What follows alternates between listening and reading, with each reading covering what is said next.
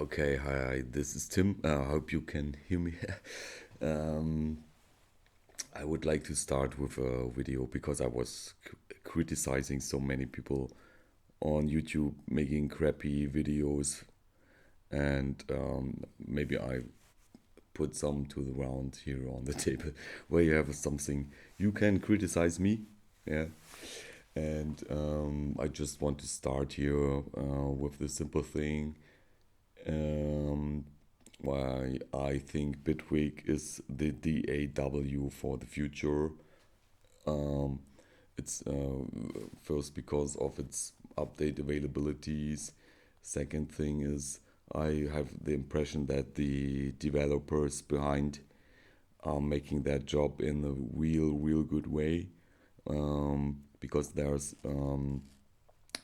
really behind problems. So I never experienced some problems with VSTs or some bad crashes with it. So then even Bitwig tells you what went wrong at what place. Yeah, because it has sandboxing, which means that all your threads and threads are separated from each other and protected from each other. That means in a longer term ship that if something crashes there, it will not crash your whole project. And it turned out to me, as I was losing so much time with Ableton, that it was really annoying me because I had so many projects and that was so many going on my nerves. I even lost a lot of work. And even if you think about that, the guys have been working at Ableton before, and they did not want to have them at their company here in Berlin. I think they have deserved to get an extra thumb up for the future because they are a perfect example for that you can go your own way with your own thoughts or on visions to make things in life better, right? And that's even enough reason for me to count on that company, and even that they made almost, in my opinion, everything better. And so yeah, if you want to experience with me some, okay, I can build something. I just don't know. Yeah. And of course it's important that you have let's say we want to build a simple beat. You have a good plugin. I mean, for example, I have to say that you can use something like um, for me the guru is polarity, and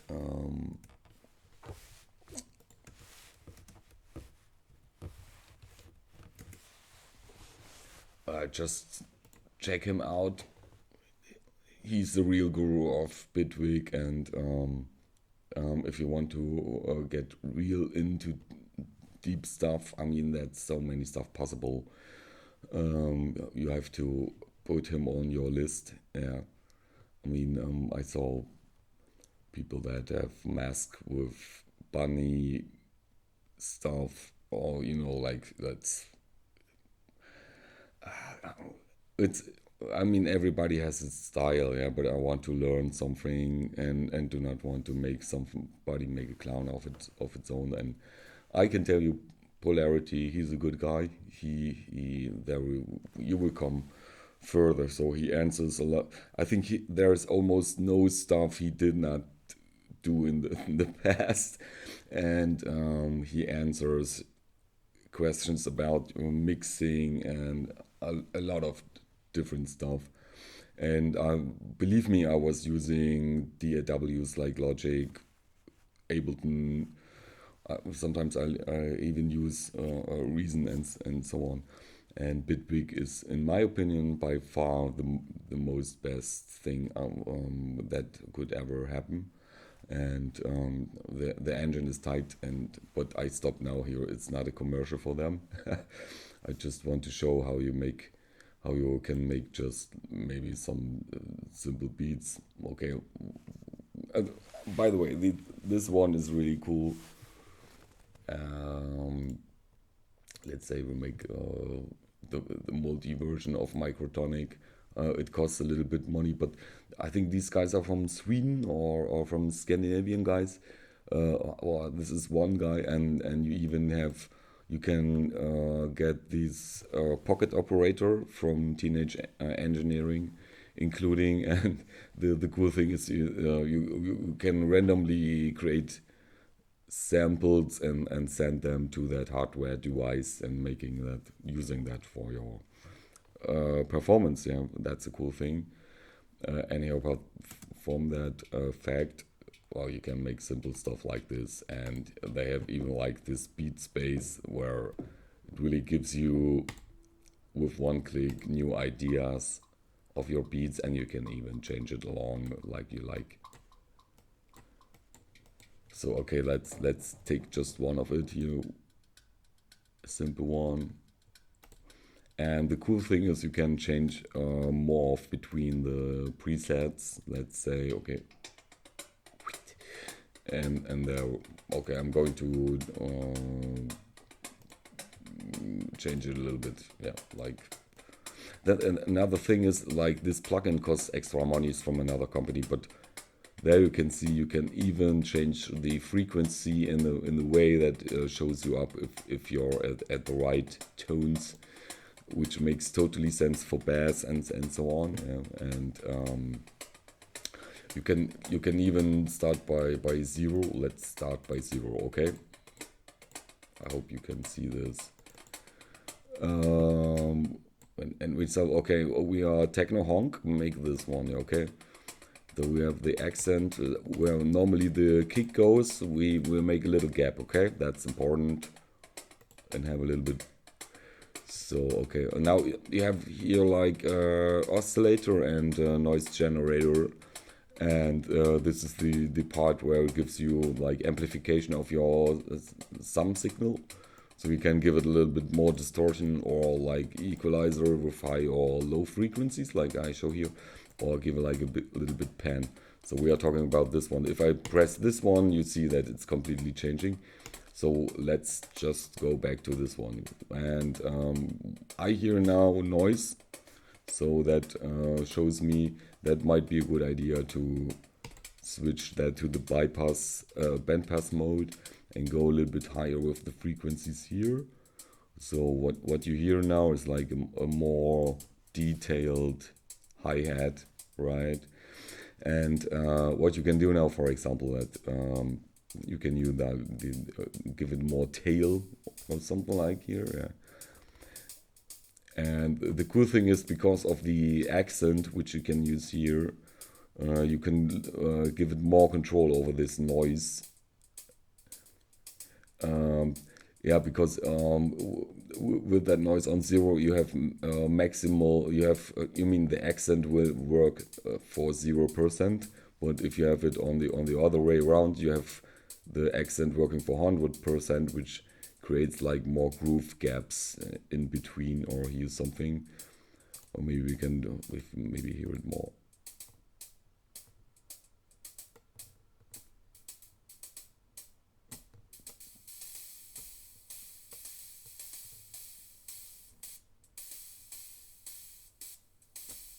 So maybe you can hear the difference, and there you have even possibilities like give it more like an envelope, or like a random thing one. And I take it a little bit, but you can give it stereo, and you can even get modulated from the other channels if you say it's a choke channel. Yeah, and then it will if that one comes and is in the same channel, it will make a drop out for that sample in the same position, and that can be used for making nice hi-hat stuff or something. So if you really want to start by 0, let's do this, okay? we just take pure noise, make a little bit louder.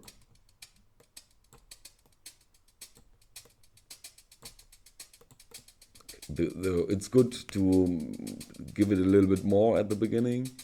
So now you can get with the next one. Let's say we just want to do a little bit hi-hat stuff and so on, yeah. Even what I learned, if you do hi-hats, never do random or swing on hi-hats. Never ever do this, because it will ruin your mix and your groove. Do this only on bass drums and grooves like percussion and so on. That's it turned out to me that's a better idea.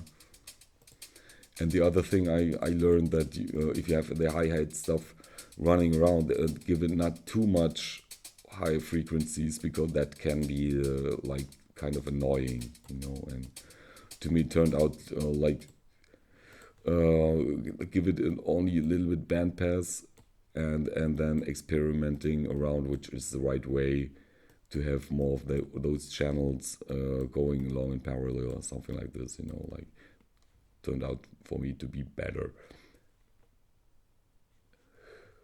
Okay, so that was just a quick introduction for the microtonic, but what you can do now, for example, like go crazy. Let's say we want to just use an internal. I think the Poly one is a real nice synthesizer they offer, and there you can go like in the session view, something like this. Double click here and you get a MIDI clip, and just can make a real long tone, and maybe that.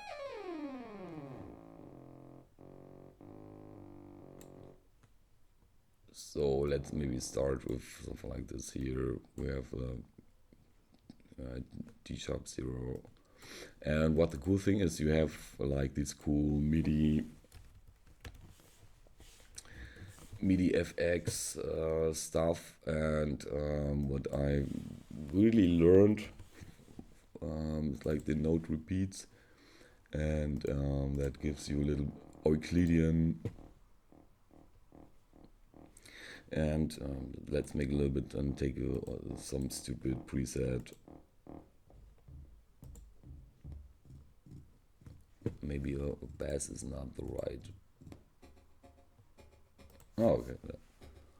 And there you can see that you have like a Euclidean separated trigger, which are synced to an LFO. And there you can even choose here between different stuff, and there you see. And the cool thing is, what I learned, you can use some like this quantize, which ensures that your MIDI, which is coming out, is like synchronized to a 16th of your note, what you really need. So now you can even go crazy and stuff like this. Yeah, and maybe just take the synchronization out of it, and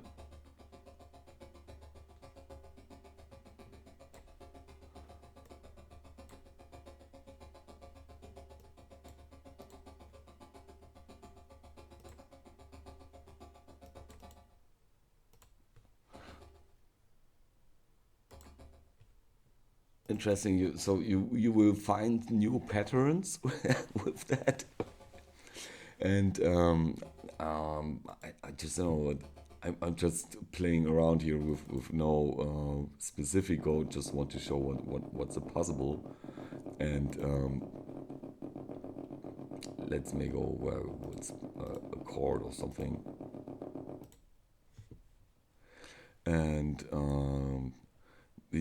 for example now here it's a little bit too low, right? So there you can even go and say, okay, let's try our note transpose makes what I have learned, a diatonic transposition of the tones, and then even try to go higher or something. Yeah.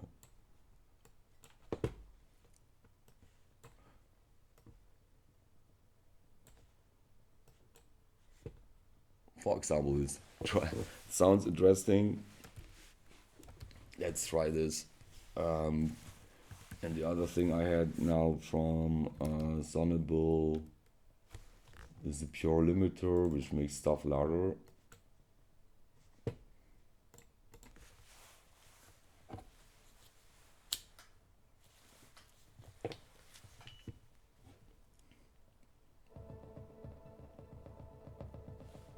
Okay, there we go. And say, okay, that sounds interesting. Yeah, okay, we have a texture or something. Let's see if we can synchronize it in any way. Okay, that could be something that is interesting. So we have a little bit, but we need more like modulation stuff. And what I like to do is take any or like, okay, let's Fabfilter is not the best one. Maybe let's say we can take the MS 20 filter from Antuya. So that's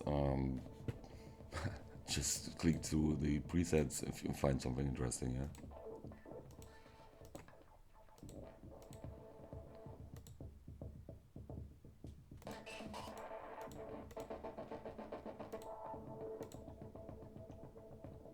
That might be good. What you can even do now is like, say we have this, and we have like a module. It's called the audio receiver, which delivers like the input as an input channel from where you can choose from. And that's really crazy. So now at the moment I have duplicated that. And let's say we want to modulate that a specific way, take the supermassive, and blow it up.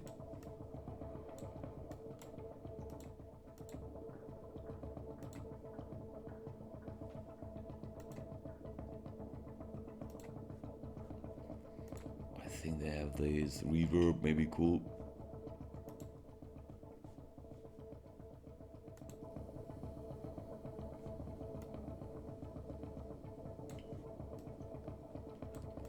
Sometimes in reverb it's good to give not too much low frequencies into it and not too much from the high ones.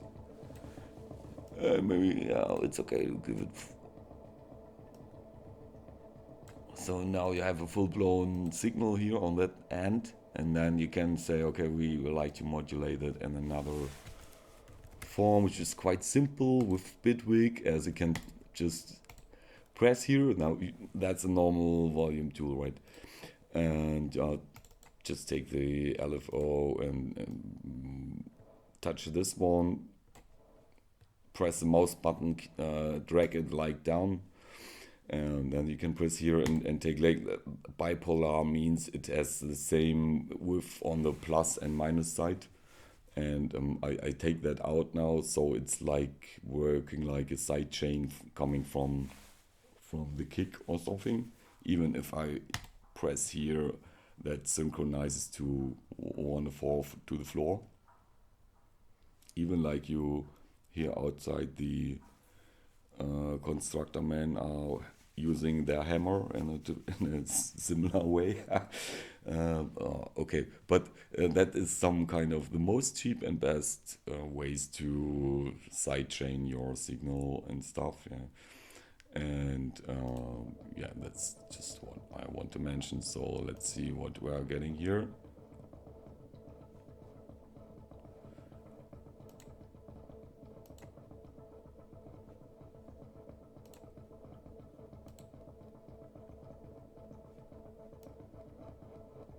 Okay, let's go crazy. I mean, it sounds crappy. Okay, I'm with you.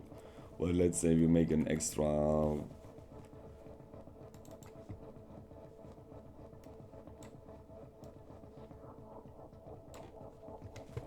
And now in Fabfilter we have an internal LFO which we can modulate with the filter as well. So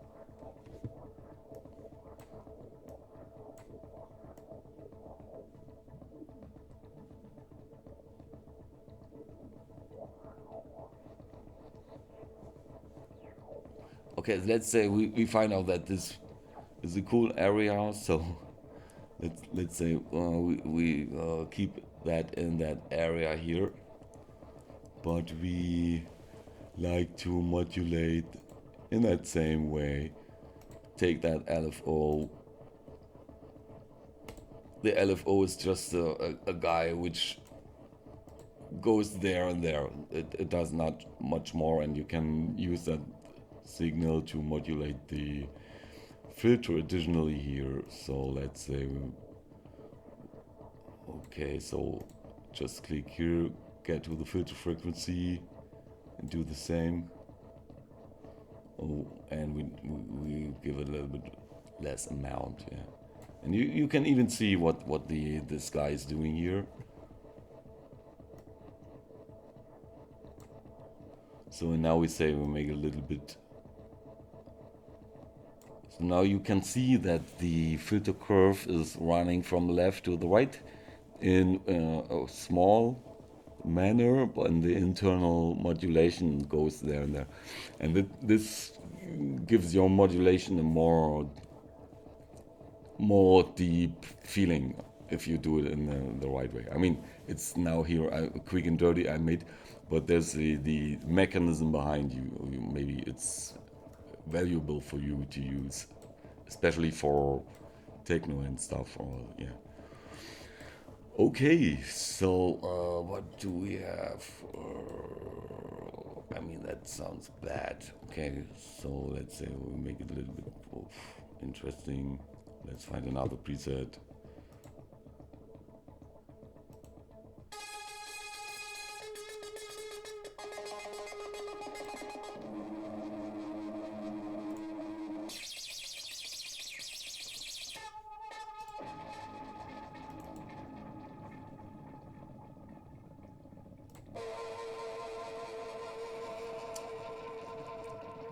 Interesting what they all have.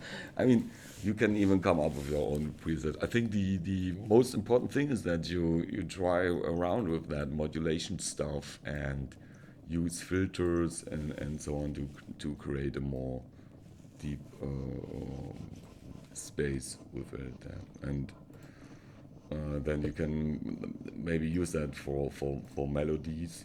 I think. Okay, what about the melody? What about the melody? Let's say we take, for example, like EightVoice. I like the cherry, and so even if you want to create a chord, you can just create one note here. Simple. See, well, let's take. And we might go a little bit deeper, so that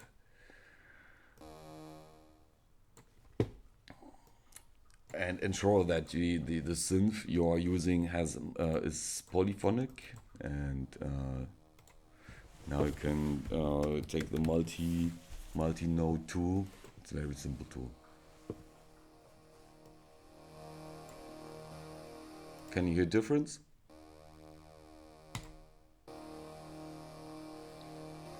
So now, if you see that if I say I would create another channel, and what I would do with that channel, that's not important that I take this.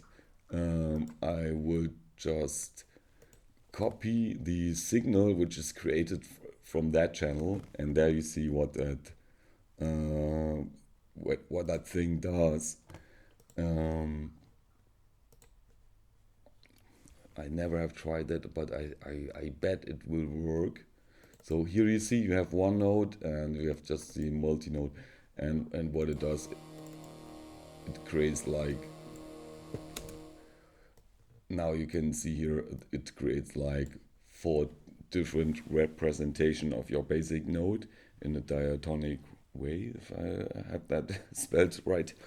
And that's even the thing. So with this you can create chords, right? And then you can, for example, say you create a clip with this chord and this chord and this chord, and it sometimes can save you a lot of time to create these plugins, as it's just a matter of numbers here. And if you're more like working in a process and stuff, it can save you with time. Yeah. Even that this can make even the simplest synthesizer make sounding good if it's polyphonic. Yeah, so you can even use the internal ones, or like the F1 thing, for example, and it always will sound good. Yeah. So you hear that it's a good result. Yeah. So compared to this, and that's the thing.